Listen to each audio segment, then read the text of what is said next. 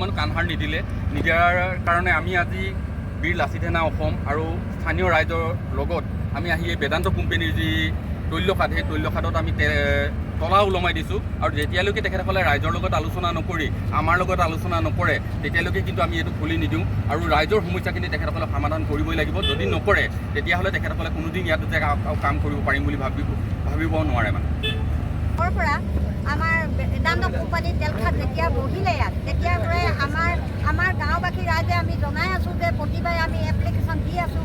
আমাৰ খোৱা পানী বৈ গ'ল, তাত সোমালে কেমিকেল তেল, আমি তাৰ ব্যৱস্থা কৰি হকে আমি পৰিয়াল ওলাই আহি পিনি আমি ইয়াত জনাওঁহি আৰু আমাৰ ইয়াৰ পৰা গৈ পিনি পানী 3বাৰমান লৈ যায়, কিন্তু আমাক তাৰ উত্তৰ একো দিয়া নাই। গতিকে আমি আজি এই ভুক্তভোগী হৈ মহিলা আজি পুৰুষে গাঁৱৰ সকলোৱে ওলাই আহিছোঁ। বেদান্ত কোম্পানী হৈ যদি আমাৰ কিছু লোকৰ প্ৰাণ যাবলগীয়া হয় তেতিয়াহ'লে তেনেকুৱা এটা কোম্পানী আমাৰ হৈ কোনো লাভ নাই। যদি আমাৰ গাঁৱৰ পৰিৱেশৰ যদি সুব্যৱস্থা কৰি লয় তেতিয়াহে আমি এই বেদান্ত কোম্পানী আমি কাম হ'বলৈ দিম আৰু আমাৰ লগত আমাৰ কথা গ্ৰাহ্য নকৰাত আমি কেইবাটাও দল সংগঠন আমাৰ লগত আমি নিমন্ত্ৰণ কৰি আমি যোগাযোগ কৰিছোঁ। তেওঁলোকে আমাক সহযোগ কৰিছে। গতিকে আমি সকলোকে আমাৰ তেওঁলোকৰ আমাৰ ৰাইজৰ ফালৰ পৰা তেওঁলোকলৈ আমি ধন্যবাদ জ্ঞাপন কৰিছোঁ।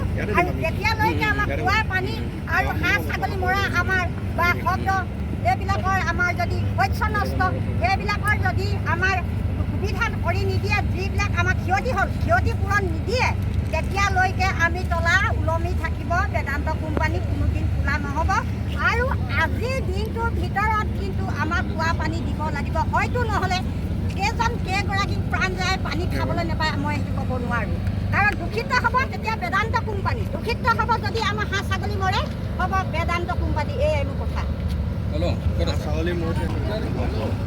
যিদিনাখনৰ পৰা ইয়াৰ বেদান্ত কোম্পানী আপোনাৰ ফিল্ড বনোৱাৰ পৰা আদি কৰি গোটেইখিনি আমি লক্ষ্য কৰি আছিলোঁ। তেতিয়াই কৈছোঁ যে আমাৰ কিমান অসুবিধা হ'ব নেকি, আমাৰ কিবা হ'ব নেকি, বাগজানৰ দৰে আমাৰ হ'ব নেকি, তেনেকুৱাখিনি আমি চিন্তা চৰ্চা কৰি তেওঁলোকক কৈ আছিলোঁ, মুখৰে কৈছিলোঁ। মুখৰে কৈ নোহোৱাৰ পিছত আবেদন কৰা হ'ল। আবেদন কৰাৰ পিছতো তেওঁলোকে গুৰুত্বই নিদিলে।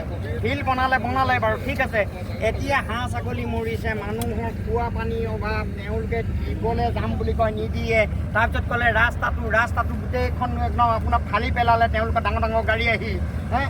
এটাও ৰাস্তা ভাল নাই, মেডিকেল যাবলৈ ৰাস্তা নাই। গতিকে তেওঁলোকে যদি নিৰাপত্তা হৈ পিনি ইয়াতে যদি সোমাই থাকে, ইয়াত ক'বলৈ আহিলে নিদিয়ে। ইয়াত টুপিটো পিন্ধি যাব লাগিব, লং পেণ্ট পিন্ধি যাব লাগিব, জোতা পিন্ধি যাব লাগিব তেওঁলোকৰ লগত কথা পাতিবলৈ। তেওঁলোকৰ চিকিউৰিটি ইয়াত ৰাখিছে। গতিকে আমি খোলা মুক্ত যাবই নোৱাৰোঁ তেওঁলোকৰ লগত কথা পাতিবলৈ। তেওঁ বাহিৰলৈ নাহে, তেওঁলোকে বিদেশৰ মানুহ। গতিকে আমি স্থানীয় মানুহখিনি কেনেকুৱা অসুবিধাত পৰিছোঁ সেইটো আমিহে গম পাম।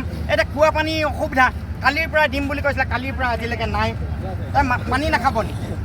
ভাত বনাবলৈ, বাচন ধুবলৈ, কিবা ধুবলৈ, বাচনটো যদি ধুৱে কিনে গোটেই তেল, গোটেই কেমিকেল। আপোনালোকে দেখিছে ইয়াতে নিজেই মানে হেৰি কৰিছে, চকুৱে দেখিছে এই কেমিকেলবিলাক। এইখিনি হেৰিয়াত বাৰু কাপোৰ ধুব পাৰিবনে, বাচন ধুব পাৰিব?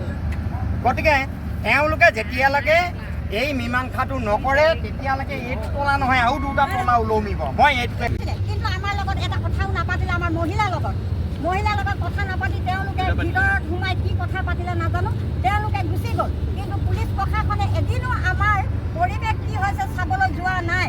খোৱা পুখুৰী পানী গোটেই বুৰি গৈ কেমিকেল সোমাই কত হাঁহ ছাগলী মৰি আজি পানী আমি বৰষুণৰ পানীলৈ অপেক্ষা কৰি থাকোঁ।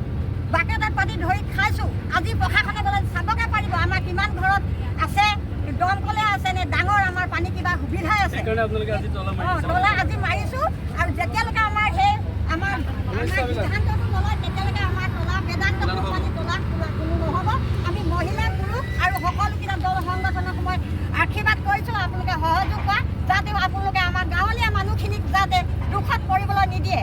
এই আছিল এগৰাকী মহিলা। আৰু সঁচাকৈ ক'ব লাগিব, চাওক আজি এই পশুৰ ৰজতো আচলতে এনেকৈ ওলাই আহিছে। ইয়াৰ স্থানীয় মহিলাসকল কোলাত কেঁচুৱা লৈ আচলতে ওলাই অহা পৰিলক্ষিত হৈছে বা তেওঁলোকৰ আচলতে দাবীসমূহ বৰ বিশেষ নহয়। তেওঁলোকে মাত্ৰ তেওঁলোকৰ যি খোৱা পানীখন, যিখন খোৱা পানী আচলতে তেওঁলোকৰ ৰাসায়নিক দ্ৰব্যৰ বাবে নষ্ট হৈ গৈছে, সেই পানীখন আচলতে বিচাৰিয়ে তেওঁলোকে আজি 3 মাহৰ পৰা আচলতে ইয়াত তেওঁলোকে বিচাৰি আছিল। কিন্তু আজি পৰ্যন্ত এই প্ৰতিষ্ঠানটোৱে বা প্ৰশাসনে হওক কোনো ধৰণৰ গুৰুত্ব দিয়া নাই। আৰু এই প্ৰশাসনেও এই কোম্পানীটো কিন্তু আজি পৰ্যন্ত কোনো ধৰণৰ নাকি লগাব পৰা নাই, যাৰ পৰিপ্ৰেক্ষিতত আজি ইয়াৰ স্থানীয় লোকে ইয়াৰ দল সংগঠনক লৈ বাধ্য হৈ আচলতে তেওঁলোকে এনেধৰণে তলা মাৰিবলগীয়া হৈছে। আৰু তেওঁলোকে স্পষ্ট কৰি দিছে যি পৰ্যন্ত তেওঁলোকৰ এই সমস্যা সমাধান নহয় সেই পৰ্যন্ত কিন্তু তেওঁলোকে এই তলা মাৰি ৰাখিব। হয়।